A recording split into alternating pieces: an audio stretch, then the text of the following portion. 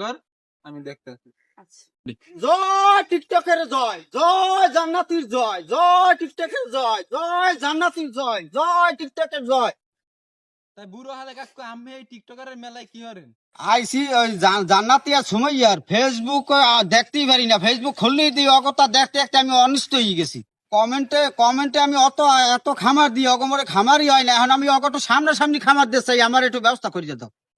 কাকু ঠিক আছে মানলাম আমি খামার দেবেন, তাই আই সেদি সময় আল্লাহ জান্নাতের কই জান্নাতি কই, জান্নাতি কই? হাসিফ এ বাইরে বাইরে জান্নাতি তো সময় পাই না।